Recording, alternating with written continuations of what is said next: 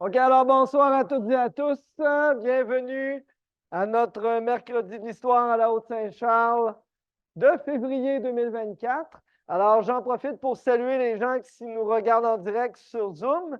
Alors, je vous salue. Bienvenue à toutes et à tous. N'oubliez pas que si vous souhaitez intervenir durant la soirée, vous pouvez lever la main virtuellement et mon camarade Hugo va vous donner la parole. Nous allons vous entendre dans la salle et nous allons vous répondre à la suite de votre intervention. Ne soyez pas gênés. Alors, je vous salue dans la salle. Alors, il y a des personnes ici qui sont ici pour la première fois ce soir. Il y a quelques nouveaux visages. Bienvenue. Je vous explique rapidement le concept des mercredis d'histoire à la Haute-Saint-Charles. Alors, nous avons un thème. Nous projetons des archives autour de ce thème-là, puis on jase. Alors, on se questionne, on intervient, on pose des questions, on raconte des anecdotes. Puis, bien, au bilan de ça, bien, collectivement, nous en savons plus que nous en savions auparavant.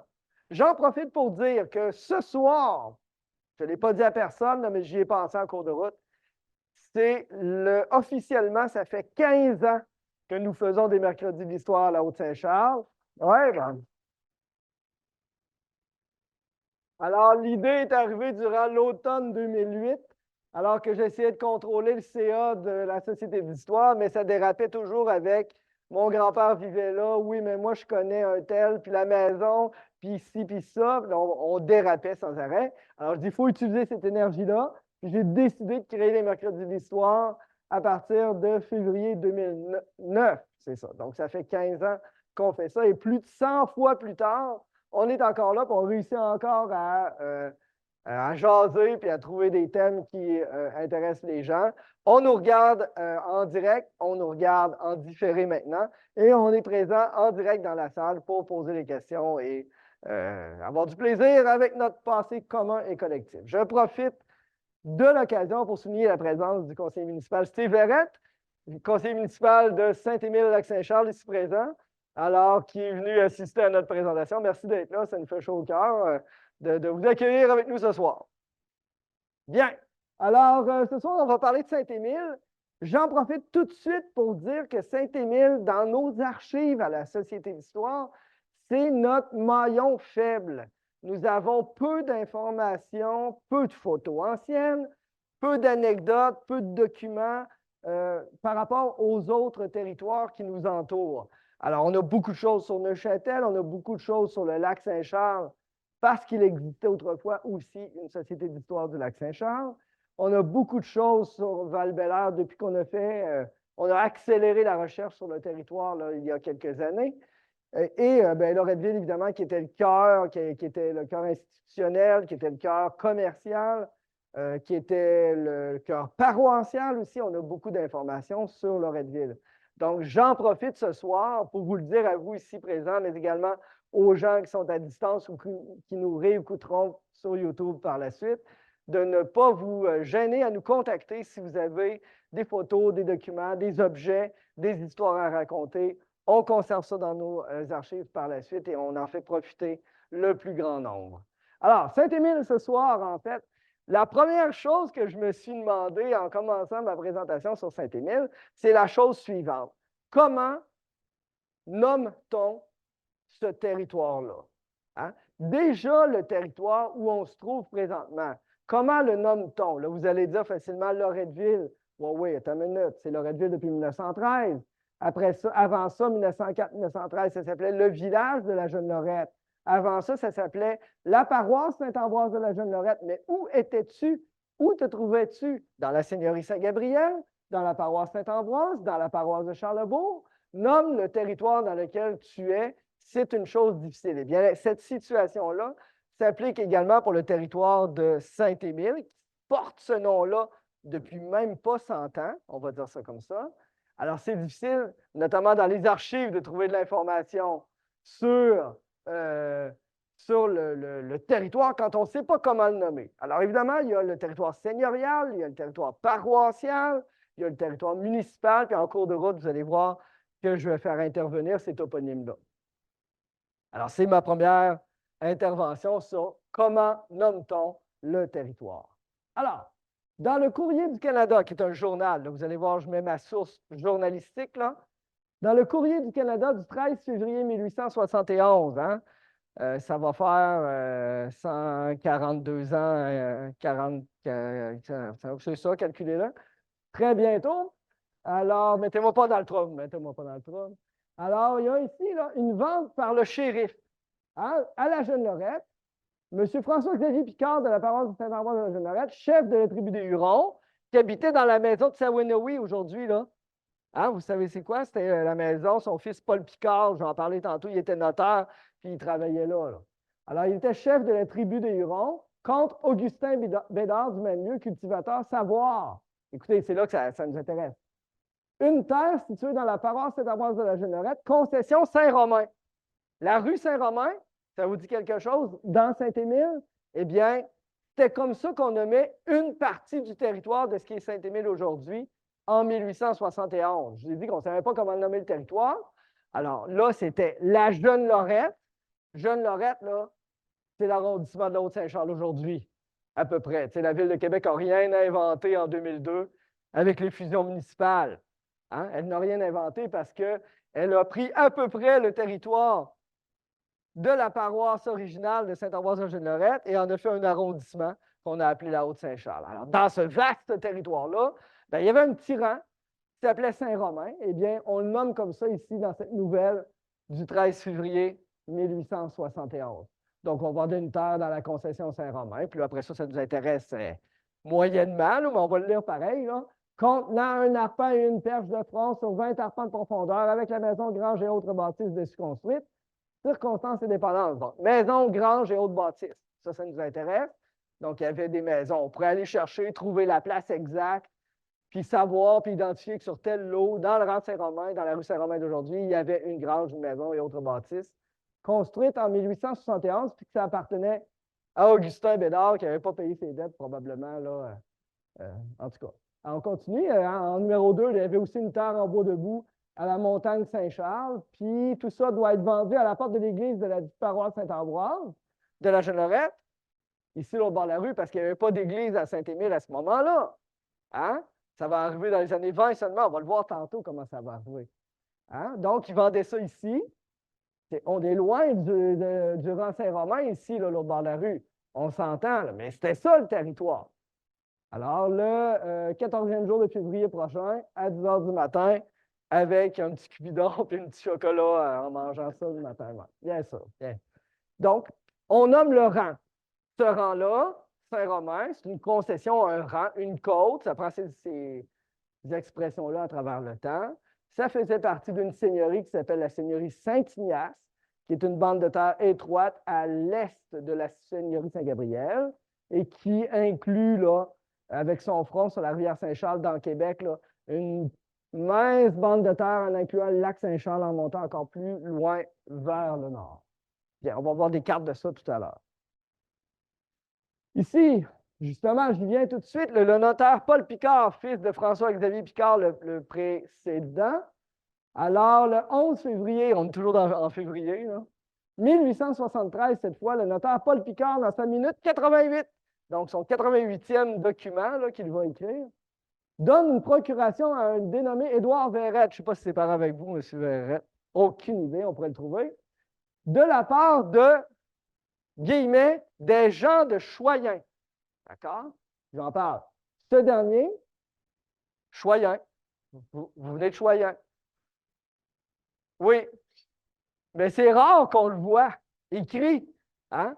Mais il y a, dans le temps, dans l'histoire, surtout oralement, l'expression Jean de Choyen en faisant référence aux gens qui vivaient dans ce qui est aujourd'hui Saint-Émile.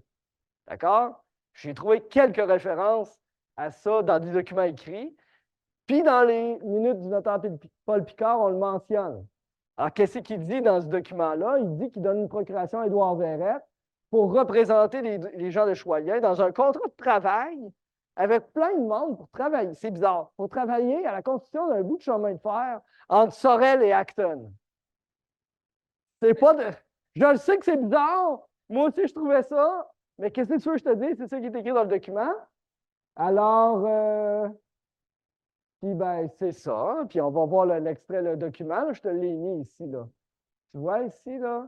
Le 11 février 1873, numéro 88, procuration Jean de Choyen à Édouard Verrette. Alors, par devant le notaire public pour la province de Québec, en la puissance du Canada, résidant la parole de Saint-Ambroise de Jeanerette, sous-signé et le témoin en bas, furent présents Joseph Légaré, Jean Verrette, Édouard Cloutier. Puis là, il nomme, là, il y a une liste de noms, là, à peu près ça de longue dans le document. Puis là, il explique un peu que ces gens-là vont aller travailler au chemin de fer entre Sorel et Acton. C'est ça. Mais ce qui m'intéresse là-dedans, ben oui, la liste des noms m'intéresse, mais Choyen, c'est super intéressant. Il y a juste une référence à Jean de Choyen dans l'ensemble de l'index du notaire Paul Picard. C'est la seule fois où je peux dire, ben là, j'ai tout lu déjà l'index du notaire Paul Picard. Je le savais, mais il n'est pas long, là, lui, là, ça se lit assez vite. Alors, je le savais, alors, donc, il y a juste une référence. Donc, à ces gens-là, il fait un document pour eux avec cette expression-là.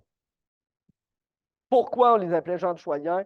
Si quelqu'un a la réponse ici, clairement ce soir, vous me le direz. Parce qu'on cherche. On ne le sait pas, hors de tout doute. Encore une fois, ici, dans un ouvrage qui s'appelle Les Nouvelles soirées canadiennes, publié en 1883, ben, on s'entend, là, ça ne fait pas référence aux soirées canadiennes que vous avez connues, là. Hein? Société d'histoire, concentre-toi. Alors, on en a des vidéos de ça, des soirées canadiennes d'ailleurs, ici à Loretteville. Saint-Émile a déjà fait soirée canadienne, n'est-ce pas aussi? Je crois que oui, je ne suis pas mal certain. Alors, dans ça, on faisait une liste de toponymes bizarres qu'on donnait à des gens de secteurs différents du Québec, donc des espèces d'expressions. Et là, on mentionnait qu'on nommait les gens de ce qui est Saint-Émile aujourd'hui, les Choyens ou les Canons à la Nouvelle-Lorette. On les appelait soit les Choyens ou les Canons.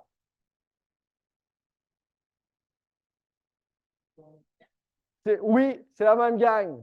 Ça revient, là, je l'ai vu 2-3 fois.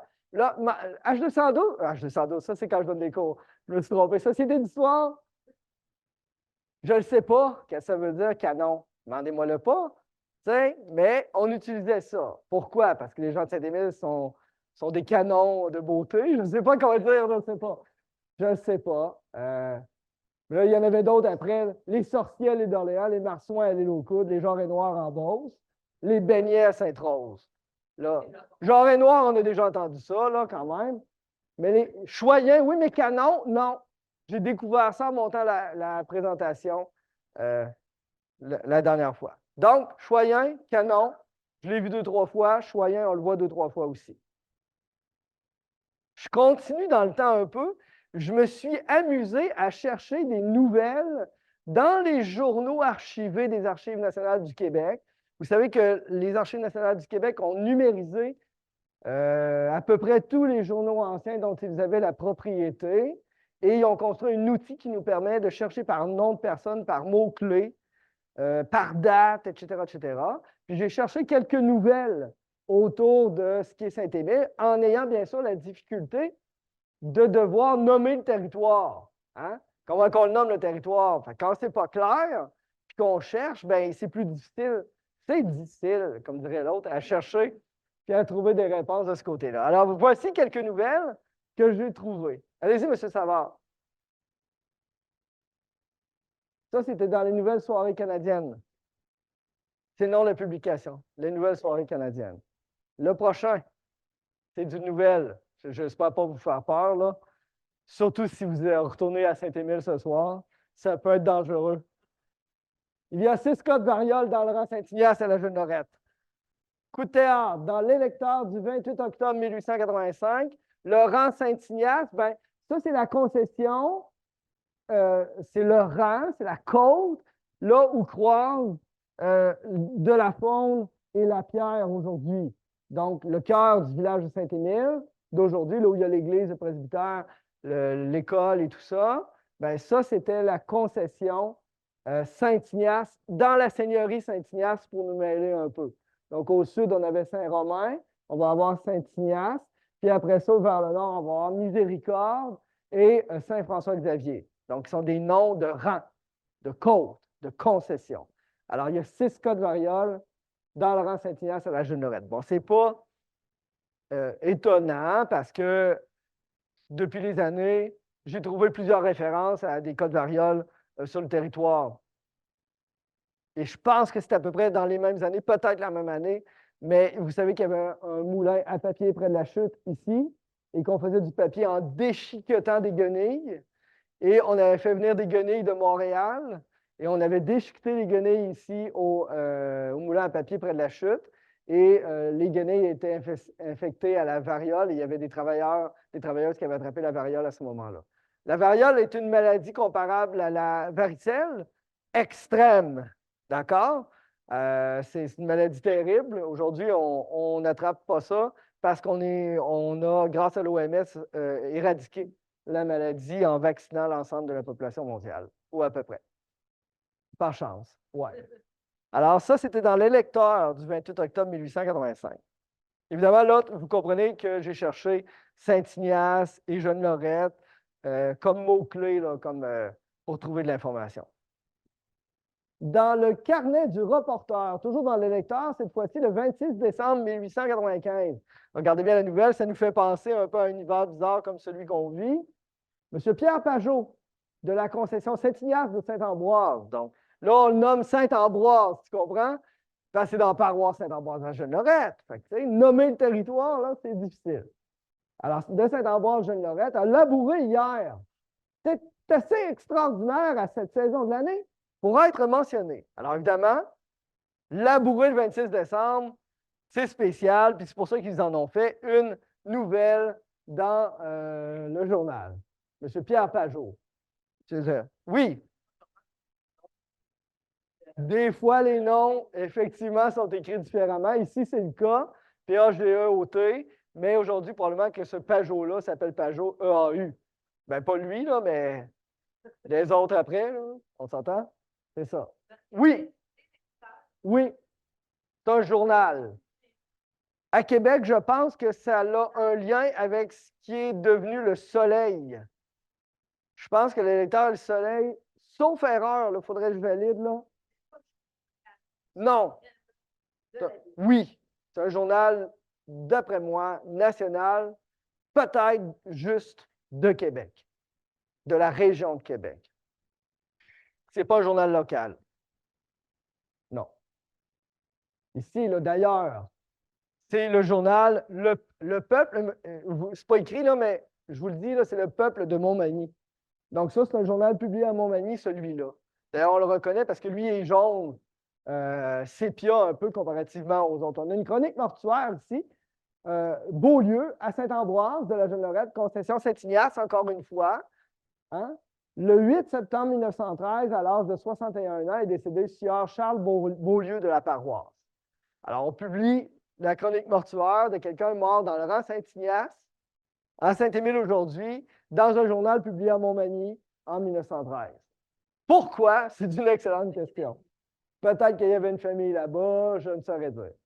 Alors donc, nommer le territoire, là, dans mes premières nouvelles, dans mes premières diapos, là, on voit que c'est difficile de le nommer clairement, tant et aussi longtemps qu'il n'y a pas une municipalité ou une institution nouvelle, organisée, créée, qui va pouvoir être porteuse d'un nom pérenne dans le temps.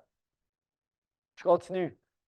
Dans le Devoir, celui-là, on le connaît un peu plus. Là. Il croit que c'était un jeune journal à ce moment-là. Il avait juste 7 ans. Le journal, toujours en février, c'est le thème, là, vous avez deviné. J'ai fait autrefois une cueillette de termes de blasons populaires canadiens que j'ai envoyé à un aimable correspondant d'Outre-mer, M. Paul Sébillot. Il a publié cela dans un très curieux ouvrage, rédigé avec soin et une probité littéraire admirable. Les genres noirs de la Beauce, on revient. Les beignets de Sainte-Rose, les choyens ou canons de Lorette. Encore une fois, on revient là-dessus avec une nouvelle publication, une nouvelle.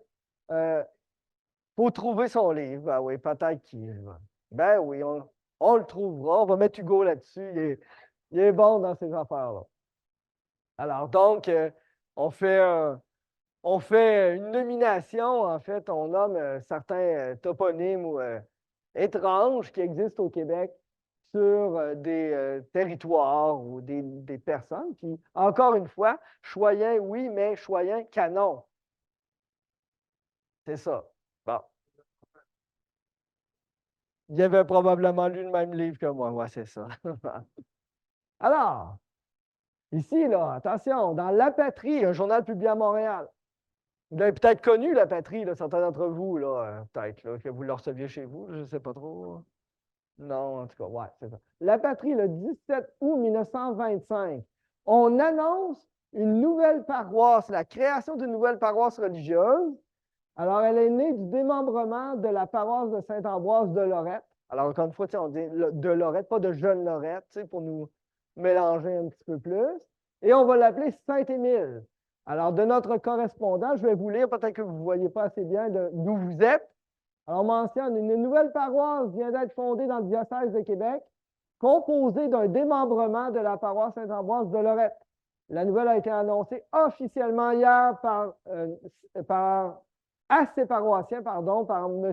l'abbé Morissette, qui était le curé de Loretteville, curé de Saint-Ambroise, en fait. La paroisse nouvelle portera le nom de Saint-Émile. Hein? Là, je n'ai pas trouvé d'informations, de preuves précises durant ma présentation, mais le vrai nom, là, c'est Saint-Émile martyr. D'accord? Pour le distinguer de Saint-Émile de Suffolk, entre autres, qui se trouve là en Outaouais, là, si je ne me trompe pas, dans le secteur des villages aidez-moi quelqu'un, de Namur au Québec, là, je ne sais pas si vous connaissez ça, pas loin de Montebello, puis ces territoires-là, il y a un Saint-Émile dans ce coin-là. Alors, je continue. Elle comprendra, attention, 130 familles. Donc, en 1925, il y a 100 ans, il y avait juste 130 familles à Saint-Émile. Aujourd'hui, M. Verrette doit avoir 25 000 personnes à Saint-Émile aujourd'hui, certainement. En électeurs.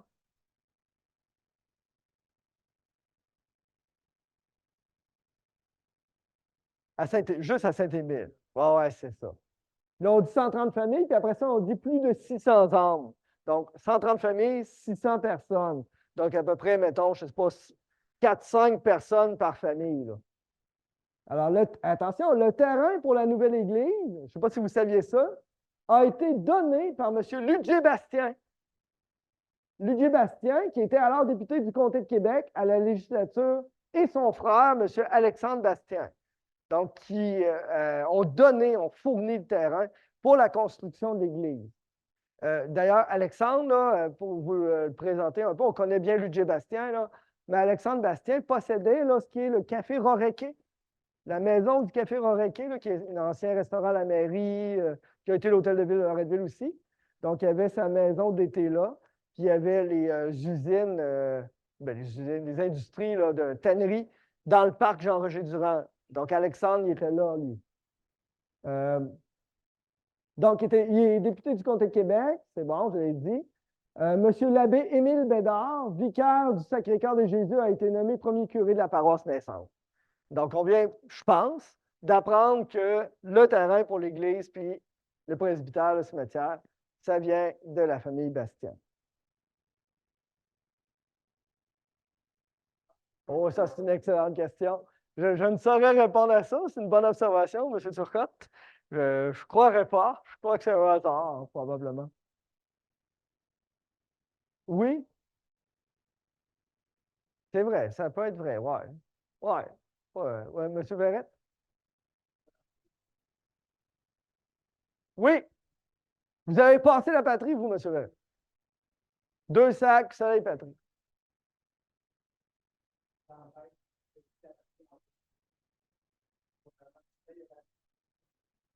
Oui. Rouge, la patrie. Y avait-tu un lien avec une affiliation politique? Il y a des possibilités. Alors, toujours ici, là, vous voyez dans l'Action sociale catholique du 23 octobre 1925, une très mauvaise photo pour nous ici aujourd'hui ce soir. On ne voit rien essentiellement, mais ce qu'on voit, c'est C'est une photographie prise lors de la bénédiction de la pierre angulaire de l'église de la nouvelle paroisse de Saint-Émile près de Lorette par Monseigneur le chanoine C. Arsenault. Donc, lui, il avait été curé de Loretteville. Arsenault, d'accord? PD, ça veut dire prélat dominical, je ne me trompe pas, de domestique. Je me suis trompé. Merci, Denis, de me ramener à l'ordre. Alors, dimanche dernier, le 18 octobre 1925. Donc, on devine un peu, la photo n'est pas bonne, ce n'est pas de ma faute. On devine un peu des gens en habit de curé, là, en haut, là, vers le haut, puis il y a comme une foule, puis il y a comme une bénédiction qui est en train de se faire. Là, évidemment, on bénit quelque chose qui va se construire, là, ou qui est sur le bord de se construire, là, et qui est encore là aujourd'hui. Voilà. Mais on pourrait peut-être fouiller puis trouver le négatif de la photo originale un jour, là, puis en faire une meilleure reproduction, pour notre plus grand plaisir. Puis reconnaître du monde dans la foule, peut-être. Ça, c'était dans l'Action sociale catholique. Peut-être. Oui, faudrait que je. Parce qu'il y a eu l'Action nationale aussi, là. Tu sais, il y a comme plusieurs revues à cette époque-là. Bon. Dans l'Action catholique, cette fois-ci, c'est pas le même journal, du 30 juillet 1927, on publie là un numéro spécial avec une page couverture entière sur la naissance de Saint-Émile. Hein, c'est pas rien. Alors, le numéro spécial, là, il nous donne quelques faits saillants. Évidemment, on ne pourra pas tout le lire, là, vous allez voir, là, j'ai fait de mon mieux, mais je vous résume en 7 points ce qu'on dit dans le numéro spécial. OK? Premièrement, on y mentionne que le 2 juin 1918, des habitants de ce rang, on fait référence à Saint-Ignace surtout, font une requête pour une paroisse. Ce n'est qu'en 1925 que le tout a débloqué. Donc, ça a pris 7 ans entre 1918 et 1925 pour l'octroi d'une nouvelle paroisse. Alors, moi, c'est la première fois que j'apprenais ça, que c'était en 1918 que les démarches des citoyens, des habitants ont commencé pour créer Saint-Émile, la paroisse. Alors, évidemment, ça, ils doivent avoir ça aux archives du diocèse de Québec. Bien sûr, des requêtes des citoyens. Là. J'allais dire, on va les contacter. Ils ont beaucoup de chats à fouetter ces temps-ci, là-bas. En tout cas, peut-être que les archives sont moins occupées, en tout cas. L'Église a coûté 23 500 lorsqu'on l'a construite il y a 100 ans. Ça doit coûter à peu près ça par année la chauffer, là, à peu près. Comment? L'entretenir, oui, certainement. Le 5 avril 1926, c'est le jour de Pâques. Les paroissiens, les nouveaux paroissiens, entraient pour la première fois dans leur église et l'intérieur, on le mentionne dans l'article, il était de plâtre et de bois de Colombie, mieux connu en français sous le nom de BC Fir. Hein, vous connaissez ça, tout le monde? Les planches, là, étroites de BC Fir. Ça m'a pris du temps avant de comprendre qu'est-ce que les gens disaient quand ils disaient ça. C'est en BC Fir. Hein? Ouais, c'est ça. British Columbia First Quality. C'est ça que ça veut dire. C'est du bois de la Colombie, pas de la Colombie au sud, là, de la Colombie à l'ouest. D'accord? De première qualité, rien de moins. Il y a une question de la salle, je crois bien. C'est Hugo. Tu as une question, Hugo? J'avais pas tort en disant ça. Ça équivaudrait 23 500 à 400 000 aujourd'hui. Plus ou moins. Alors, donc voilà, oui. 4. Le 1er mai 1926, les paroissiens décidaient de, j'ai écrit construire, là, mais de clôturer un terrain de cimetière puis de commencer les démarches pour avoir un cimetière. À 400 000,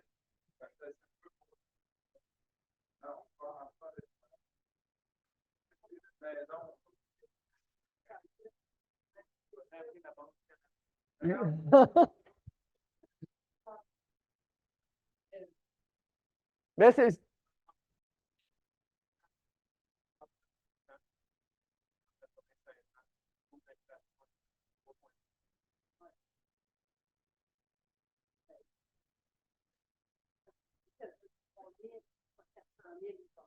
Oui. Ça ne veut pas dire que tu es capable de faire quoi avec 400 000. Ouais, c'est ça. Reconstruire aujourd'hui, ça serait un peu. Ouais,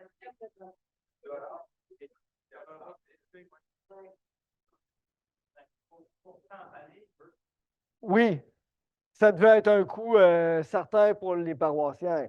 Oui, c'est ça. Donc, revenons sur le cimetière. Il faut savoir que le cimetière, on l'ouvre à partir de 1925-26, mais qu'avant ça, les gens de ces rangs se faisaient inhumer ici parce que c'était leur église paroissiale. Puis j'oserais dire même, les gens avant la création de la paroisse ici se faisaient inhumer à Charlesbourg parce que le secteur de Saint-Émile, comme l'ensemble de la paroisse Saint-Ambroise de la Jeune-Lorette, relevait avant 1794 de Charlesbourg. Donc, il y a, tu sais, quand vous voyez, vous faites des recherches là, à Charlesbourg, ben, tu sais, avant 1794, ce n'est pas vraiment à Charlesbourg nécessairement que les gens vivaient. Hein, puis, même chose, tu sais, les gens de Saint-Émile, ben, ils se faisaient enterrer ici, ils se faisaient inhumer, baptiser et ils se mariaient ici. Donc, à partir de ce moment-là, c'est plus vrai. D'ailleurs, plusieurs paroissiens, on mentionne ça dans l'article, je vais te montrer dans un instant, là, plusieurs paroissiens achètent des lots dans le nouveau cimetière. Donc, ils se dépêchent à s'acheter un lot dans le nouveau cimetière à côté de leur nouvelle église paroissiale, plutôt que continuer à aller inhumer des gens ici dans le vieux cimetière. C'est l'avenir, hein? Saint-Émile, c'est l'avenir. Alors, on ne va plus dans les vieilles affaires, on va en avant, on va laisser les vieux morts tranquilles, puis on va se partir à un nouvelle location pour nos jeunes morts. On va dire ça de même. Alors, 6, depuis la fondation de la paroisse en 1925 jusqu'en juillet 1927, attention à la statistique, il est mort 14 adultes et 36 enfants. Ils sont inhumés dans le nouveau cimetière. Ça, c'est pas moi qui le dis, je n'ai pas vérifié, mais c'est ce qu'on indique dans l'article que je vais te montrer dans un instant. C'est beaucoup d'enfants. C'est beaucoup pour une population de 600 personnes à peu près, d'avoir 50 morts en 2 ans, 25 par année sur 600. Ça fait pas mal. Oui, ben peut-être, je ne sais pas. Bon, on est dans une période difficile, hein? On approche la crise, puis on vient de sortir de la Première Guerre mondiale, puis c'est pas le Pérou, là. On s'entend. La mortalité infantile est encore forte à ce moment-là. Là, je répète la même affaire que j'ai dite tout à l'heure. Luigi Bastien et sa famille sont les donateurs des terrains de la fabrique. Alors, regardons Monsieur Vincent Savard? Oui.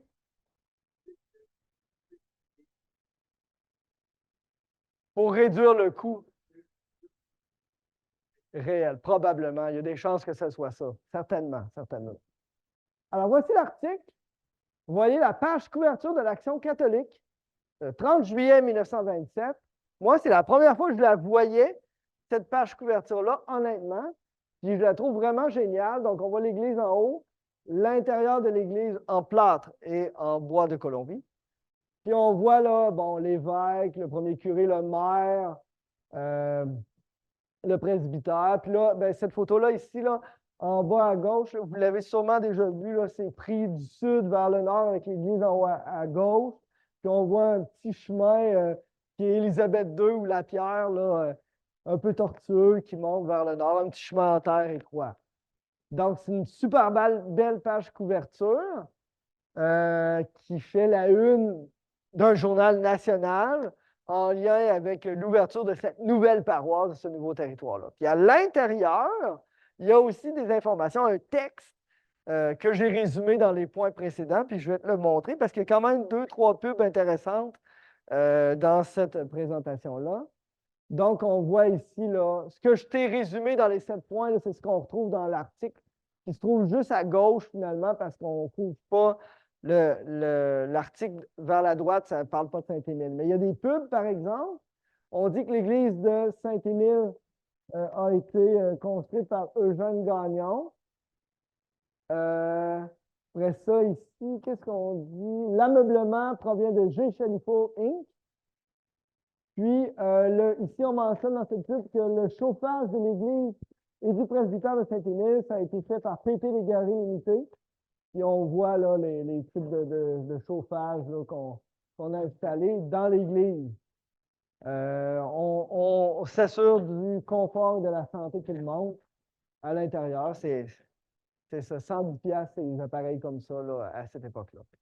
Alors, c'est super, c'est génial d'avoir ça, d'avoir les 3 pubs aussi là, qui mettent de l'avant les entrepreneurs, les entreprises qui ont contribué à la construction là, de l'extérieur, de l'intérieur et du chauffage, là, des trucs de chauffage à l'intérieur. Voilà. Oui, on peut le lire, mais là, difficilement présentement. Comme ici, là, de mémoire, c'est le premier maire, puis là, il s'appelait Auclair. M. Verrette, aidez-moi, je pense que c'était le grand-père à Renaud Auclair, en plus. Là. Je me souviens plus de son nom. Là. Mais en tout cas, on le voit bien, là, quand je l'ai monté, là, on le voyait bien, mais là, comme ça, c'est plus difficile parce qu'on perd un peu de. À moins que Hugo soit capable de bien le lire. Là. Donc, il y a les noms, il y a les curés, il y a l'évêque au milieu, il y a le maire, puis on pourrait les lire. Là. Après-midi, je les lisais. C'était correct. Là, je ne suis plus capable. Je suis désolé. Il s'appelait Auclair. Ça va m'en revenir, en tout cas. Alors, celle-là, on l'a vu, bien sûr. Et là, j'ai continué dans les nouvelles. Ce que je n'avais jamais vraiment fait pour le secteur de Saint-Émile. Alors, je l'ai fait pour beaucoup de secteurs, tu sais, taper des mots-clés, des noms. Là, je l'ai fait un peu pour la toponymie au départ, sur comment nommer le territoire. Puis là, ben, j'ai des nouvelles. Là, peut-être que vous allez connaître du monde là-dedans. Je pense que oui. Alors, ici, dans le soleil du 4 février 1928, M. Jacques Garneau, là, il y a plein de fautes dans cet article-là. Il meurut, hein, subitement. Ça veut dire il meurt subitement, d'accord? C'est ça qu'on dit. Alors, essentiellement, là, en revenant de coupe du bois, hein, tu vois, ça commence mal, à Saint-Émile, près de Loretteville. Tu sais, là, on dit Saint-Émile, près de Loretteville, parce que le monde, c'est une nouvelle municipalité, ils ne savent pas trop c'est où. Alors, près de Loretteville, 2 deuils en 24 heures pour la famille. Alors, hier matin, M. Jacques Garneau de Saint-Émile, près de Loretteville, et son fils aîné partaient tous deux en voiture pour aller couper du bois. Après quelques heures de travail, ils en avaient un bon voyage et se préparèrent à revenir. Durant le trajet, là, c'est écrit sur le tout, mais c'est sur le pont Pajot, je pense. En tout cas, c'est ce qu'on veut dire, que je devine, il y a une autre faute là. M. Garneau se sentait faiblir et roulant sur le sol émergé. Quelques instants plus tard, on le transportait chez M. Boutette, connu, un cultivateur de l'endroit où il expira. Alors, c'est ça. La paroisse de Saint-Émile regrette vivement M. Garneau, d'abord parce que c'était un brave citoyen et aussi un bon organisateur de soirées du bon vieux temps. Rien de moins. M. Garneau obtint un grand nombre de trophées et de médailles comme violonneux et on le vit même s'exécuter au Château Frontenac lors d'un festival exécuté par M. J. Murray. Outre son épouse, M. Garneau laisse pour pleurer sa perte 4 filles, Mme Marcelle Garneau, Trèflé-Barbeau. Mme Trèflé-Barbeau, elle n'a pas de nom, elle. Vous comprenez, c'est ça. Pas de prénom, pas de nom de famille. Mme Trèflé-Barbeau, Silvio Réaume et Mlle Ludovic Garneau, un fils, Aimé. Il était Aimé, mais il s'appelait Aimé. OK, suivez-moi. En moins de 24 heures, la famille de M. Garneau a été plongée dans un double deuil. En effet, jeudi soir, M. Pierre Fréchette, père de Mme Garneau, rendait le dernier soupir. Le soleil la famille pleurait sympathie. C'est ça que ça dit. Donc, deux en cours. Mais moi, je sais c'est qui ça, ce Garneau-là, puis je sais où il habitait. Ouais. Ah ouais. Puis Fréchette, je le connais aussi. Je ne le connais pas personnellement, là. Mais tu sais, moi, tu vas dire, t'es bizarre, tu as raison. Moi, mais, par exemple, mon troisième voisin, là, il est mort en 1927, mais mes enfants appellent les gens qui habitent là du nom du troisième voisin mort en 1927. Tu sais. Ils disent, c'est chez Onésime Fizette. Je dis, oui, c'est ça. Mais il est mort, enfin, un petit bout. Mais mes enfants sont. Moi, si je suis de moi, je le connais, mais je ne le connais pas vraiment dans le fond. Concentre-toi. Voici la maison de Jacques Garneau qui se trouve sur la pierre Saint-Émile. Tu t'en vas de la faune. Tu as le cama en avant de toi à lumière, hein? Tourne à gauche, monte la côte, à droite en montant. C'est la maison de Jacques Garneau. Vue face au sud, une vieille maison, certainement d'autour de 200 ans, cette maison-là. Quand même, rien de moins. Le cama, c'est quand tu tournes. C'est ça, tu montes la côte un peu, puis cette maison-là est à droite en montant la pierre pour te rendre là, vers le lac Saint-Charles, si on veut. Attention, cette maison-là, je t'ai parlé de Fréchette, hein, qui est mort. Le père, le beau-père est mort. Finalement, la femme de Garneau a perdu son mari et son père en dedans d'une couple de journées. Bien sûr, oui. Qui est le rouge? Maison Savard, Maison Tartuelle, là, cette maison-là est comme un rouge. Ouais.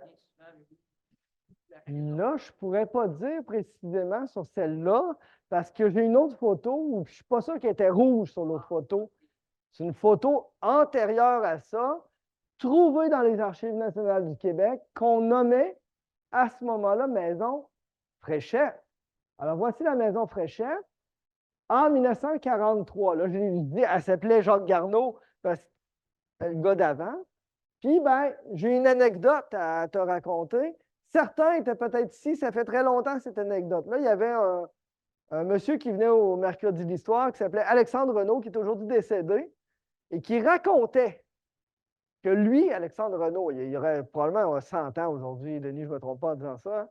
Non, il aurait probablement 100 ans aujourd'hui. Quand il était jeune, il y a longtemps, eh bien, il allait patiner sur un rond à patiner que le bonhomme Fréchette faisait sur son terrain à cette maison-là. Lui, il venait de l'Orme. C'était pas bien loin de chez eux, Alexandre Renaud.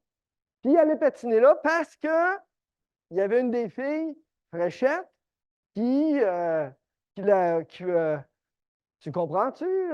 Oui, c'est ça. Courtisait. Mettez-moi pas mal à l'aise, là, OK? Vous me mettez la pression avec vos regards, là. Ça me paye. Alors, il allait là patiner, puis il avait raconté que le bonhomme Fréchette, pour être certain que la courtisation soit pas trop intense, il mettait un filet de badminton dans la section gars, section filles, pour être sûr que le saut de filet ne se faisait pas. Reste de ton bord, bonhomme Fréchette qui t'a mis un filet, t'arrêtes là. Fait qu'il avait raconté ça, Alexandre Renaud, j'ai une pensée pour lui ce soir. Chez Jacques Garneau, chez le bonhomme Fréchette.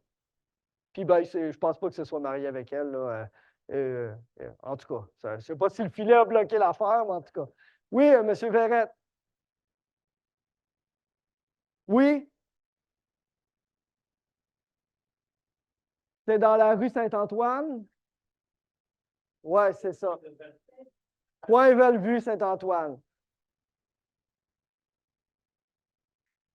Oui. Oui.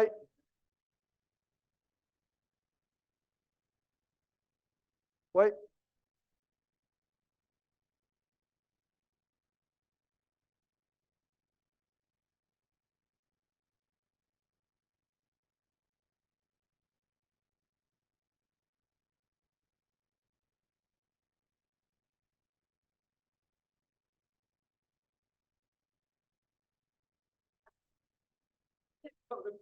Alors, c'est une petite anecdote sur la famille d'Alexandre Renaud, là, et sur la famille Renaud et Verrette, on va dire ça. Les défecteurs, Alexandre Renaud était dans la poste. Oui, c'est ça. Alors, mais là, tu vas te demander, le bonhomme Garneau, là, qui a roulé, hein, je te rappelle les mots, il a roulé, hein? Il s'est senti faiblir, puis il a roulé dans le côté, là, puis il est mort chez le bonhomme Boutette. On ne sait pas de qui c'est qui, mais en tout cas, le bonhomme Boutette.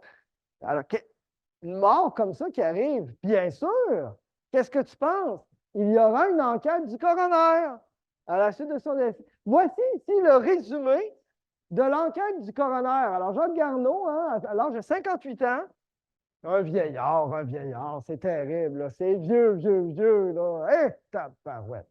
Alors, la date de l'enquête s'est déroulée le 4 février 1928. On a trouvé le corps le 3 février 1928 à Saint-Émile. Et le coroner était Jules Vallée. La cause de la circonstance du décès, syncope dans la forêt en revenant chercher du bois. Alors, c'est de ça qu'il est mort, Jacques Garneau. Comment ils ont fait savoir ça? Demande-moi pas les détails. Société d'histoire, ils l'ont découpé, puis ils ont trouvé ça à l'intérieur de lui, puis, ben, pauvre lui, c'est ça qui est arrivé. Vous avez ici un résumé de l'enquête du coroner, mais on peut faire venir l'enquête, les documents de l'enquête du coroner. Tu voudrais sûrement savoir davantage sur ce qui se passe dans les enquêtes du coroner. Tu as raison, hein? Mais le mois prochain, notre mercredi d'histoire va porter sur les enquêtes du coroner. Alors, je vais te donner des détails parfois croustillants sur des enquêtes du coroner. Sois certain, je vais te montrer comment faire pour les trouver, comment faire pour les faire venir, comment les lire, comment avoir beaucoup de plaisir à lire ça. Là. Ouais, c'est ça. Puis je te rappelle que ici, on l'indique, là, toutes les enquêtes du coroner avant le 29 juin 1967 sont accessibles en entier, puis après cette date-là, il y a des restrictions. On comprend pourquoi. D'accord? Puis des fois, il y a des restrictions pour avant 1967 pour des raisons justifiées. On va dire ça comme ça. D'accord? Oui, Jean-Sébastien Bédard. Oui.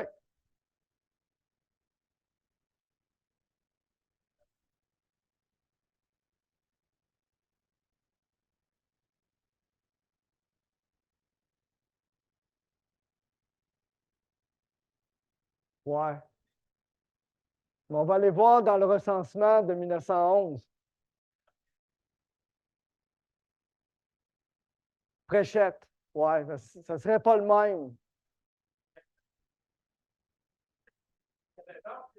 Oui, c'est ça, là. Il y avait une autre génération. Puis je pense que la génération du Jacques qui vous concerne, vous deux, comme ancêtre commun, c'est la génération antérieure. Alors,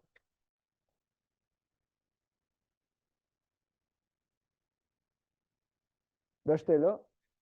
On pourra vérifier. Oui. Parce que ici, là, vous avez un extrait du recensement de 1911. Recensement du Canada. Le Canada fait des recensements à chaque première année d'une décennie.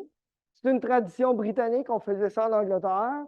C'est pour ça qu'on a des statistiques en Angleterre là, très tôt dans le 18e et même avant, ça, avec les années 1, là, comme par exemple, là, dans mon cours sur la révolution industrielle, j'indique qu'entre 1701 et 1801, le poids moyen des bœufs en Angleterre va prendre plus que doubler. Hein? Je dis ça. Pourquoi l'année 1? Parce que c'est à la première année d'une décennie qu'on fait un recensement. À l'année 0, c'est la dernière année d'une décennie.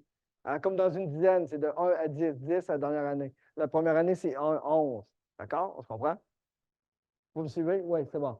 Alors ici, c'est le recensement de 1911, le recensement du Canada. On va les faire officiellement depuis la Confédération à chaque 10 ans, en 1871, 81, 91. Plus on avance dans le temps, plus on a des données fiables. Les colonnes du recensement changent parce qu'on change un peu l'information qu'on cherche. Mais dans celui-là, ce qui m'intéresse, j'ai surligné en jaune deux choses. Premièrement, le nom de Jacques Garneau ici, là. Hein? Voilà. Ici. Qui est probablement pas le bon. Oui, qui est probablement le bon que celui qui est mort avant, là. Ça marche avec son âge. Donc, tu vois ses voisins, là, on le voyait dessus, là. Oui, c'est ça, Jacques Garneau fils. Donc, probablement que son père s'appelait Garneau, lui aussi. Il y a un Pierre Garneau ici, en tout cas. Je soupçonne que c'est lui. Puis regardez où est-ce qu'on se trouve parce qu'on nomme le lieu où on a recensé. Là, évidemment, on n'écrit pas Saint-Ambroise-Saint-Génorette parce qu'à un moment donné, ça ne finit plus, on ne trouvera pas personne. À un moment donné, il faut distinguer. Regarde, j'ai surligné en haut ici Saint-Ignace. Donc, on recense dans le rang Saint-Ignace. Tu n'as pas d'adresse. Tu n'as pas de numéro de porte. Hein? Ça n'existait pas. Là. Ici, à Loretteville, c'est la rue principale, c'est 1935. On donne des adresses, des numéros de porte. D'accord? Mon père, il était en Allemagne dans les années 60, puis il écrivait des lettres à son père, mon grand-père, qui était à Saint-Charles-sur-Richelieu. Puis il écrivait sur l'adresse Noël Lucier, Saint-Charles-sur-Richelieu, bord de l'eau. Fait que le facteur, là, Bordelot, il savait c'était où, là, Noël, Lucie et Bordelot. Merci. Pas Bordelot, pas Bordelot, comme Émilie Bordelot, maintenant, là, tu pensais à elle, toi aussi. Non, non, Bordelot. C'est bon, concentre-toi.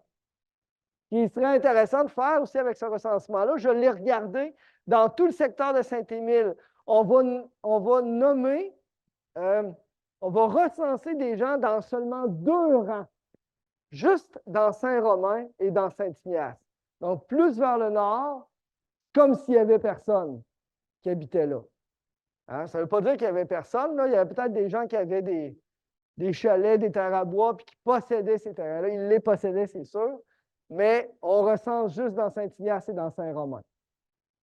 Voilà. Puis ben, là, on ne le voit pas très bien, mais vous pouvez faire l'exercice. C'est disponible gratuitement en ligne pour tout le monde. On indique l'âge, l'année de naissance, la nationalité, la langue, la religion. C'est tous des Canadiens. Ils parlent tous français et sont tous catholiques. OK? C'est assez homogène. Puis ici, on parle de métier. Là, on donne une colonne de métier ici. Puis après ça, ben là, je ne me suis pas rendu au bout là, dans ma capture d'écran. Là. Il y a des informations qui continuent, là, entre autres. Là, c'est lire, c'est écrire, sourd, muet, aveugle, aliéné, des enfants de même. Ah oui, on demande ça. Oui. Oui. Mais ce qui est curieux, normalement, là, quand on vit avec d'autres générations d'une même famille, on ne les divise pas en donnant des numéros. Là, on a divisé, hein, numéro 65, numéro 66. En tout cas, c'est une curiosité, il faudrait valider ça. Puis, ben, le premier nom en haut complètement, c'est un nom que j'ai déjà entendu. Là. Il s'appelle Pitre Verrette. Alors, je ne sais pas si ça vous dit quelque chose dans Saint-Émile, mais en tout cas, qui était le chef de la famille en haut complètement. Pas Pitre Verrette, pas Pitre Jornoche, c'est pas le même gars. Ça, c'est un violonneux, mais en tout cas, on est en concentrons-nous, là, concentrons-nous. Bien.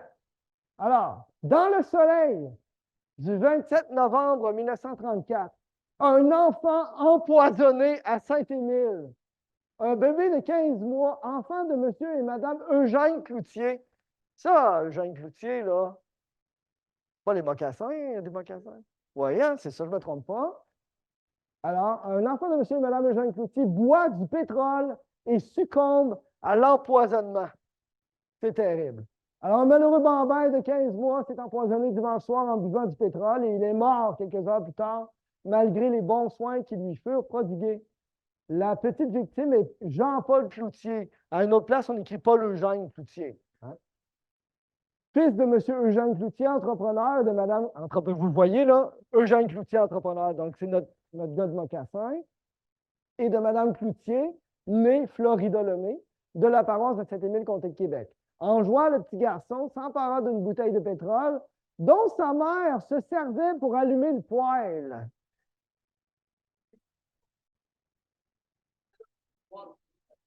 Je pense qu'il y a un peu d'imprudence dans tout ce qu'on apprend ici, là. Hein? J'espère, en tout cas, là, les poêles ne marchent pas aujourd'hui, là, si on est correct, là, avec ça, mais hein? Tu joues avec le feu? Alors, en joie, le petit garçon s'emparant d'une bouteille. Lorsque Mme Cloutier se rendit compte de ce qui se passait, il était déjà trop tard. L'enfant ayant bu une bonne partie du liquide. Monsieur le docteur Louis Leclerc de Loretteville fut immédiatement appelé et se dévoua auprès de l'enfant pour l'arracher à la mort. Toutefois, ses peines furent inutiles et le bambin succomba hier matin vers 3 heures. Alors, monsieur le docteur Émile Marois, coroner suppléant, se rend à Saint-Émile aujourd'hui pour enquêter les circonstances de ce drame. La population du paisible petit village où ce triste accident vient de se produire a été profondément affectée et les témoignages de sympathie ont afflué chez les malheureux parents. Terrible. Ah ouais, ça. Évidemment, vous me devinez, il y aura une enquête du coroner. Alors, Paul Eugène, ici on n'écrit pas Eugène, là-bas on avait dit Jean-Paul. Alors, 1 an et demi, fils d'Eugène, Il est mort accidentelle par congestion pulmonaire à la suite de l'introduction de pétrole dans ses voies respiratoires à la résidence de ses parents. Voilà. Alors, c'est de ça qu'est mort le pauvre petit bébé. Bien. Alors, comment j'arrive à trouver ces informations-là? Le chemin que j'ai pris pour le faire cette fois-ci, c'est que je suis allé dans la liste des enquêtes du coroner, j'ai cherché par Saint-Émile. Là, il m'en a listé une série. J'en ai sorti quelques-uns spectaculaires où il y avait aussi une nouvelle dans le journal. Fait que moi, je suis allé voir dans le journal après pour vous documenter. Des fois, ça marque comme cause de décès, visite de Dieu. Ça veut dire qu'il a subi le décès de cause divine. Hein? On va dire ça comme ça. Fait que ça, je ne suis pas allé voir. Je suis pas allé voir dans le journal pour trouver de l'information spectaculaire, là. On s'entend là-dessus, d'une part. D'autre part, quand c'était écrit 78 ans, mort de syncope, je ne suis pas allé voir non plus. Mais quand il y en avait une spectaculaire, j'y allais pour ton plaisir. Ça, c'était l'histoire. Une tragédie à Saint-Émile. Le 14 novembre 1953, dans le Soleil, un écolier, Jean-Claude Garneau, 13 ans, fils de Éloi Garneau. Il y a une rue qui s'appelle Éloi Garneau à Saint-Émile. Je ne me trompe pas. Alors, c'est pas loin là, de la rue Fréchette et tout ça, là, hein, je ne me trompe pas.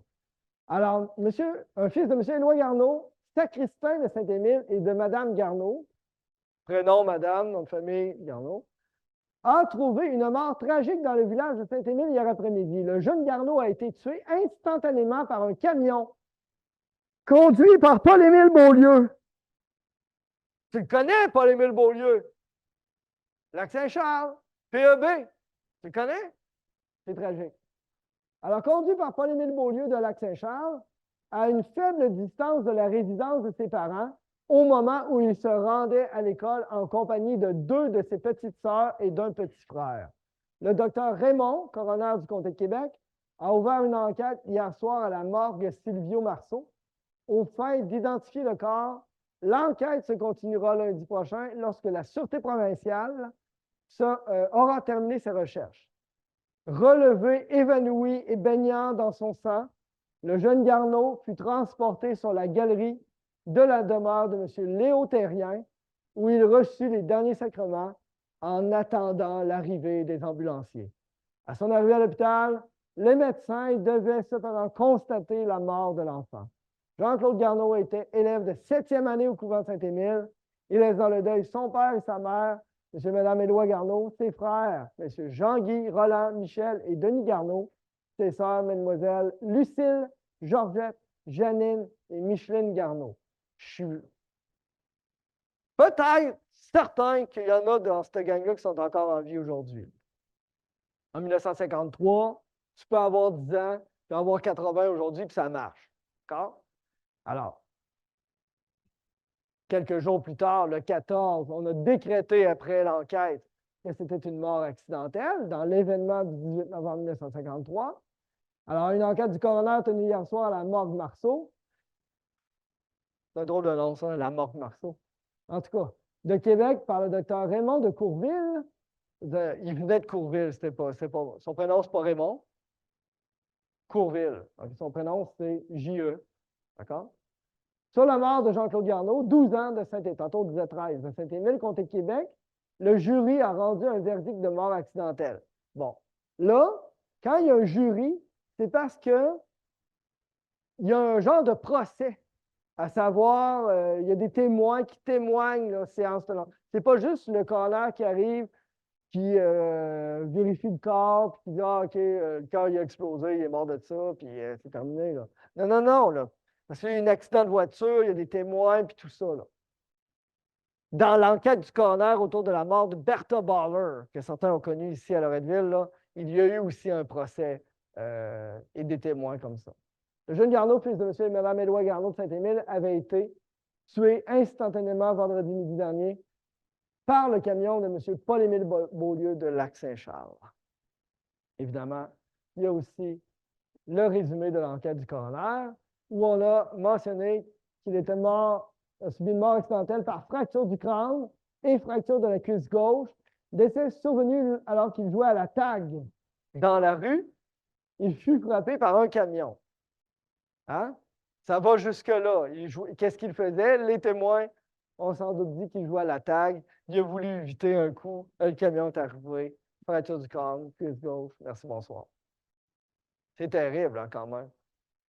C'est triste ce que je vais vous dire, là, mais il y en a beaucoup des accidents de voiture dans les rapports du coroner. J'ai lu la cause de la mort d'environ 600-700. Tu vas dire, qu'est-ce qu'il fait dans la vie? Tu sais, ma blonde a dit, tu vas faire des morts? Moi, je dis, oui, je fais ça, je fais des morts. Non, c'est ça. Ben, j'ai lu les causes. Il y en a beaucoup quand même, des accidents de voiture. Oui. Il y a des enfants qui se font tuer. C'est terrible. Aujourd'hui, on vit dans un monde plus sécuritaire. Pas parfait, mais plus sécuritaire. Alors, vous avez ici quelques plans qui vont nous permettre de nous situer un peu là, par rapport au territoire seigneurial. Donc, je change un peu de catégorie d'information. Ici, là, en fait, il y a plusieurs plans là, des seigneuries de la région de Québec en 1792. Donc, le système seigneurial a été créé en 1627 et va être aboli en 1854. Puis, bien évidemment, dans le temps, on va construire, dessiner des plans des seigneuries. Saint-Ignace est le nom de la seigneurie dans laquelle se trouve Saint-Émile. Ça inclut aussi au nord le lac Saint-Charles. Donc là, tu prends sur une carte d'aujourd'hui la largeur du lac Saint-Charles est-ouest, là, puis tu mets une ligne à gauche, puis tu mets à l'est, puis une ligne à l'ouest. Tu descends comme ça parallèlement, puis c'est la seigneurie Saint-Ignace ou à peu près.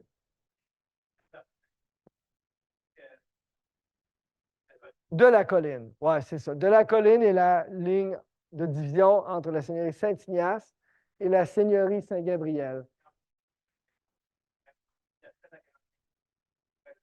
Exact. Ça s'appelle grande ligne parce que c'est la grande ligne qui sépare les seigneuries. D'accord? Ce n'est pas un nom de même qu'on a donné, là. Ça a une raison. Donc, Saint-Ignace et Saint-Gabriel, c'était au départ une seule seigneurie qui avait été concédée à Robert Giffard. Le même Robert Giffard à Beauport. OK? Lui. Puis lui, là, il s'intéressait plus ou moins à ça. Puis il dit, oh, moi, je ne la peuple pas, je ne concède pas de terre, je ne m'en occupe pas vraiment. Puis en 1667, il dit, je donne ça aux Jésuites, puis on sépare une partie avant, en 1662, Saint-Ignace, qui va être remise aux mères hospitalières de l'Hôtel-Dieu de Québec. Les mères hospitalières de l'Hôtel-Dieu de Québec, c'est les Augustines religieuses qui travaillent comme infirmières à l'Hôtel-Dieu. D'accord? Elles étaient des seigneuresses. Hein? Elles faisaient des profits, on va dire ça, avec la concession de leur terre. Pourquoi? Parce qu'une des filles de Robert Giffard était rentrée chez les Augustines. C'est pour ça qu'elle offre ça en dot aux Augustines. Donc, elle s'appelait Mère Saint-Ignace. C'est ça.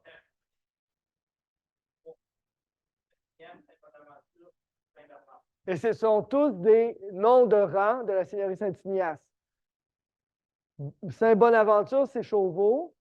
Saint-Bernard, c'est Hydro-Québec, l'école Saint-Bernard, là, plus loin au sud. Bon, c'est ça. La maison Eau-Claire-Villeneuve, c'est là. OK. Alors, Saint-Ignace, on le voit ici un petit peu. Là, je t'ai fait une capture d'écran. Là. Tu vois, c'est écrit fief Saint-Ignace, un petit peu au nord, tu vois le sud du lac Saint-Charles. Donc, c'est la seigneurie Saint-Ignace. À l'ouest, il y a Saint-Gabriel. Ça va? Puis il y a des petits fiefs à côté, là, l'Espiné et Orsainville, puis après, il y a Charlesbourg. Donc, tu as deux petits fiefs à côté, deux petites seigneuries à l'est, puis après, tu as Charlesbourg. D'accord? Puis après, tu as Beauport, plus loin. Ça va? Il y a d'autres cartes. Ici, on le voit, en tout cas, c'est dur des fois les cartes. C'est le territoire en 1837. Ça a été dessiné par Joseph Bouchette, qui était arpenteur. Si tu vois ici, là, je vais me rapprocher, j'ai pédé sur le fait, j'ai glissé. Ici, avec une forme un peu qui rouvre comme ça, là, en angle, ici, c'est la seigneurie Saint-Gabriel. Ce qu'on voit ici, c'est probablement la rivière Jacques-Cartier. Ici, on a le lac Saint-Charles. Et ici, là, entre ces deux bandes-là, là, où il y a la lettre V, bien, c'est la seigneurie Saint-Ignace, où se trouve à peu près ici le territoire de Saint-Émile aujourd'hui. D'accord? Avec les autres seigneuries par la suite. Petite information, au nord de Saint-Ignace et de Saint-Gabriel, il y avait un fief qui s'appelait le fief Hubert, qui était un territoire qui appartenait à la famille Hubert, qui va ultimement retomber entre les mains de la famille de John Nelson, qui est le fondateur de Valcartier, puisqu'il était marié avec Marie-Marguerite Hubert, et c'est via elle qu'il est devenu seigneur du fief Hubert tout au nord. Et c'est là qu'il y a la ZEC Batiscan Nelson. Tu connais ça, ce nom-là? Ben, c'est le fief Hubert tout au nord. Bien. On a ici un extrait du plan du cadastre de la paroisse Saint-Ambroise de la Jeune-Lorette. Quand tu as acheté ou vendu une maison, c'est toujours associé dans ton acte de vente à un numéro de lot. Hein? Puis les numéros de lot, bien, ils ont d'abord été numérotés de 1 à 1200 quelque chose, aidez-moi quelqu'un, là, dans le territoire de la paroisse Saint-Ambroise de la Jeune-Lorette. D'accord? Donc, on a comme pris une photo de la réalité foncière, flouc, en 1873, puis on a dit, ben, il y a des territoires, il y a des terrains, puis ben, 1, 2, 3, on les a numérotés, puis on a dit 1, ça mesure temps par temps, puis le propriétaire, quand on crée le cadastre, c'est Bob. Puis là, on l'indique, puis là, on conserve ça, on enregistre ça. Puis après ça, on vend, on subdivise, etc. Là, le bordel prend à travers les années. Donc, ça, c'est le plan original de 1873. Puis je t'ai fait un agrandissement, en fait, du secteur où se trouve Saint-Émile. Regarde bien, tu as ici la 4e concession dans la seigneurie Saint-Ignace, et c'est la seigneurie où se trouve le rang Saint-Romain. On l'appelle la concession Saint-Romain. Donc, au sud, c'est là que tu vas voir Saint-Bonaventure, Saint-Bernard, etc., jusqu'à la rivière Saint-Charles quand elle est sur le bord de se jeter dans le fleuve. D'accord? Donc, concession Saint-Romain, concession de la Miséricorde et concession Saint-François-Xavier au nord. D'accord? Là, tu vas dire Saint-Ignace, c'est où? La concession Saint-Ignace. Bien, ça, c'est une excellente question. Je n'ai pas de réponse à te donner. D'accord? Mais ce que je sais, c'est que le chemin, ici, portait le nom de Saint-Ignace. Mais la concession des terres, on l'appelle Côte de la Miséricorde, Côte Saint-Xavier ou Saint-François-Xavier plus au nord. J'ai cherché, j'ai investi du temps. Je ne fais pas juste des morts. À la recherche de concession de la Miséricorde, j'ai rien trouvé. Miséricorde Jeune-Lorette, Miséricorde Lorette, Miséricorde Saint-Ambroise, ST, SAINT, trait d'union, pas de trait d'union, toutes les possibilités. ST point, J'ai tout essayé, j'ai rien trouvé dans Miséricorde. D'accord? Saint-Romain, je l'ai trouvé une fois, je te l'ai mis tantôt. Puis Saint-Xavier ou Saint-François-Xavier, je n'ai rien trouvé non plus. D'accord? Mais Saint-Ignace, ça existe. C'est minimalement le chemin. D'accord? Petite curiosité aussi, vous avez ici là, le tracé d'un chemin de fer. C'est le chemin de fer menant à Stoneham, qui prend son origine à la gare de Lorette ici. Encore là, nommé à la gare, c'est une autre affaire. Tu sais. La gare était à Loretteville. D'accord? C'est pas vrai. La gare va devenir à Château-d'Eau à partir de 1927 quand on crée la ville de Château-d'Eau. D'accord? Puis là, le monde est tout mêlé comme aujourd'hui. Là, le monde prend le train puis veulent débarquer à Loretteville, mais ils débarquent à l'ancienne-Lorette. Parce qu'ils débarquent à la gare de Lorette, fait que le train les débarque ailleurs. Ils se retrouvent là-bas. Fait que là, ici, pour se distinguer, parce qu'on était à côté de Wendake, on a dit Indienne Lorette. C'est le nom de la gare. Fait qu'à la gare Indienne Lorette, qui était pas au Village-Juron, ni à Loretteville, qui était à Château-d'Eau, on va avoir un train, donc le corridor des cheminots que tu connais, puis aussi il y a un autre train qui menait à Stoneham. Ce train-là, il débute dans une rue à Loretteville qui s'appelle la rue des Canards, qui est une rue courbe. C'est une grande courbe. Pourquoi est-elle une rue grande courbe? Parce que c'était la courbe du train qui partait vers le nord. Alors ça traverse Saint-Émile. Bien sûr. Quand on marche dans le sentier linéaire, en prenant sur le pont Patate, là, dans ce coin-là, qu'on s'en va vers le nord, des fois, si on a bon œil, on va remarquer étrangement qu'il y a des grandes traces où il n'y a pas d'arbres. Si on a bon œil et qu'on regarde au sol, on devine un petit monticule où passaient les rails de ce chemin de fer-là. C'est beau, hein? Ouais. Bien. Donc là, on ne voit pas les numéros, là, mais on est dans les numéros 1000 quelque chose là, dans le cadastre de la paroisse Sainte-Ambroise de Sainte-Lorette. D'accord?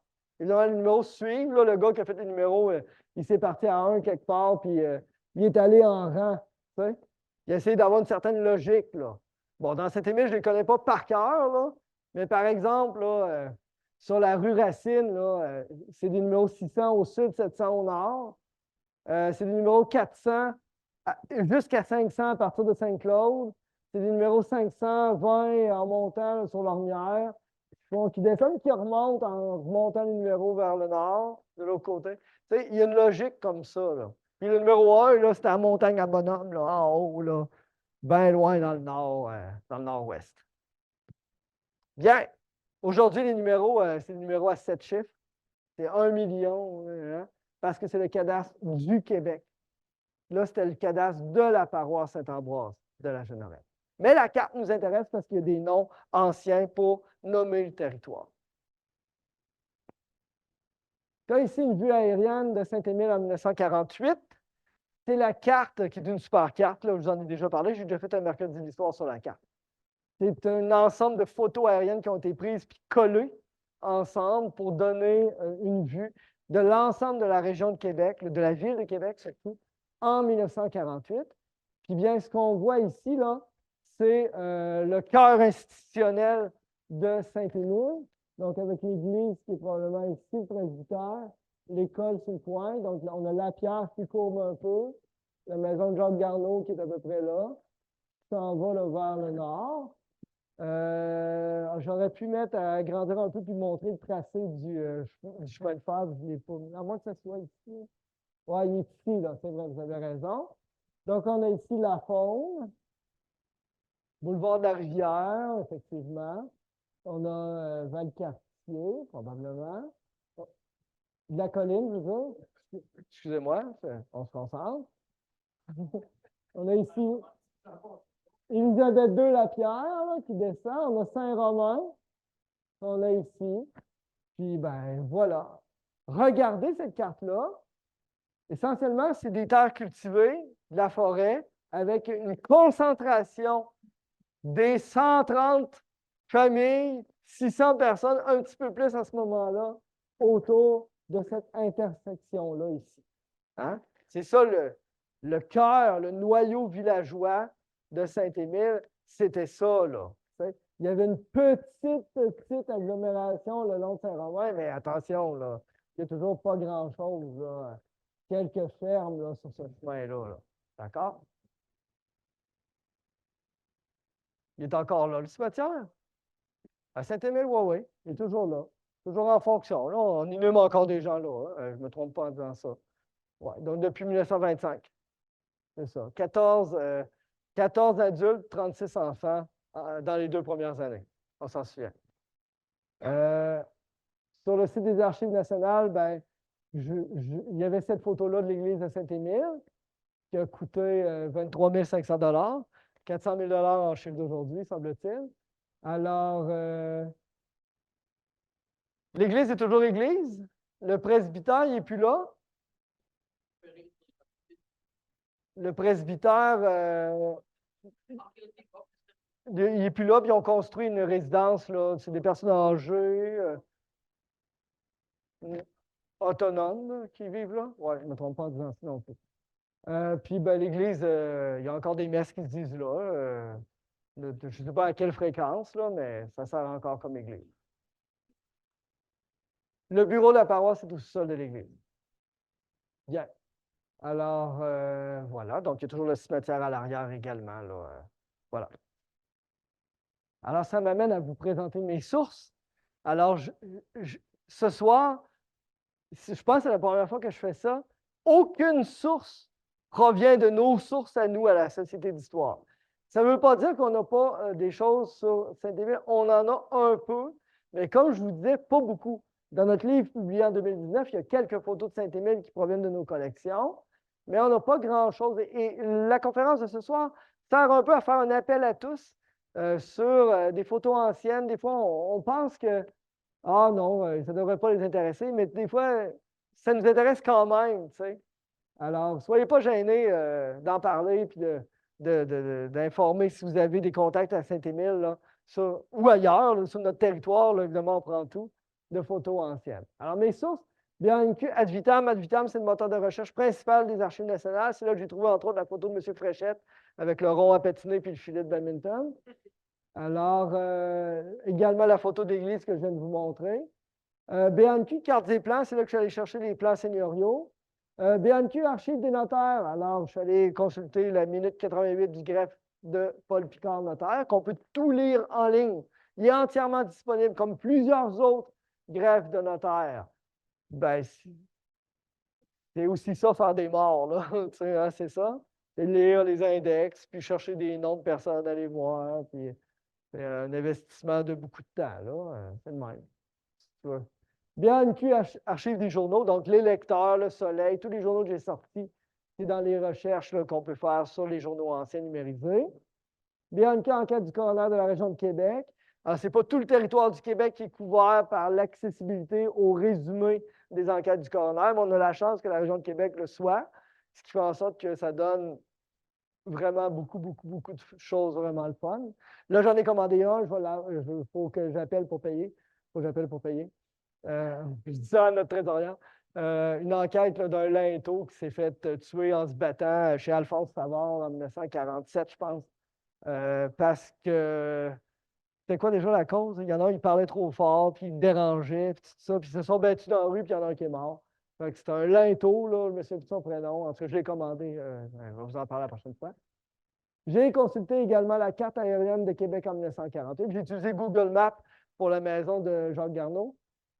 Jusqu'à récemment, c'était une membre de la famille Garneau qui habitait encore là. Elle est décédée, là. C'était la belle-mère d'un monsieur qui nous a fourni quelques photos anciennes qui s'appelle Paulin Drapeau. Tu connais? Ouais, c'est ça. Il habite encore là. Hein? Ouais, c'est ça. C'est un gentil, sympathique monsieur là, qui nous avait fourni. On a 2 ou 3 photos anciennes là, provenant de lui, de ce monsieur-là qui habite toujours la maison. Et j'ai aussi consulté le recensement du Canada de 1911. Bon, il y a 2 leçons pédagogiques dans ce que je t'explique ce soir. C'est que c'est un appel à tous. C'était un peu l'idée derrière faire un truc sur Saint-Émile, sur des informations puis tout ça, des photos anciennes.